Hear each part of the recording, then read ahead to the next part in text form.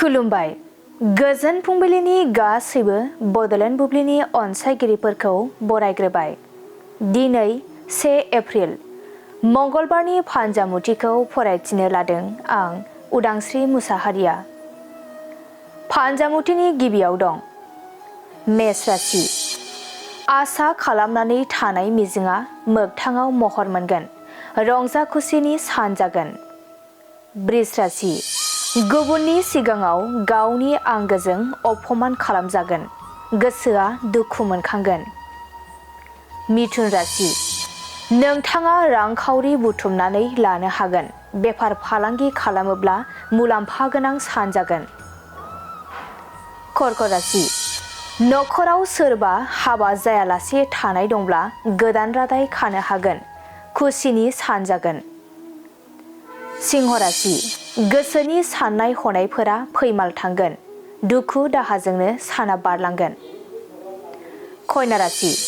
जेरावबो ओंखारियानो गाहाम जागोन, लामा दावबायनायाव खैफोद सोमजिनो हागौ। तुला राशि। दाबसे जायगायाव थांनानै दिदोमै थाहैनो हागोन, गोसोखौ सान्थि मोनगोन। वृश्चिक राशि। गोबावनिफ्रायनो मोननो हास्थायनाय मुवाखौ मोनफुंगोन, गोसोआ रंजाखांगोन। धनु राशि। गोजौ सोलोंथाइ लानो नाजानायाव गावनि आंगोआनो हेंथा होगोन, गोबां दुखु सहायनांगोन। मकर राशि। जेरावखि थाङा सुथुरा नोंथांखौ सोफै खालामगोन, सांग्रां जाना थानाया गाहाम जागोन। कुम्भ राशि। थांखिखौ जाफुंहोनो नाजानायाव गुबुना नोंथांखौ मदद खालामगोन, गोसोआ थुलुंगाखांगोन। मीन राशि। माबा मोनसे बाथ्राखौ लानानै गोसोआव गिखांनाय सोमजिगोन, दाबसे जायगायाव थाथेरनो सुखुनाय नङा। दिनै सानसेनि राशि फरायथिनायाबो एसेनोसै। आसा खालामो नोंथांनि दिनैनि साना मोजाङै मोजां थांगोन, बेखौ बड'लेण्ड बुब्लि नखरनिफ्राय मिजिंथिबाय। गोजोन्थों। मोनसे फोसावथाय दतमा UN एकाडेमि फरायसालिया लानानै फैदों बेसेन नाङै मुं थिसननाय। दतमा UN एकाडेमि फरायसालिया KG 1 निफ्राय थाखो 8 सिमनि थाखाय बेसेन नाङै मुं थिसननाय लानानै फैदों।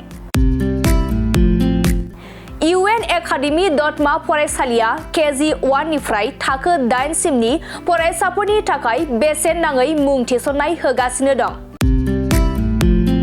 बिथराय आरो फाइलिनि थाखाय फर्म बिलाइनाय आरो मुं थिसननाया सोलिगासिनो दं। बे बेसेन नाङै मुं थिसननाया मार्च दाननि 31 अक्ट'आव जोबथा सान आरो हिनजावसा आरो हौवासाफोरनि थाखाय हस्टेलनि फेसिलिटिसबो दं। नोंथाङाबो नोंथांनि गथ'खौ दतमा UN एकाडेमि फरायसालियाव बेसेन होआजासे मुं थिसननो सानदोंब्ला 31 मार्चनि सिगां मुं थिसननो हागोन।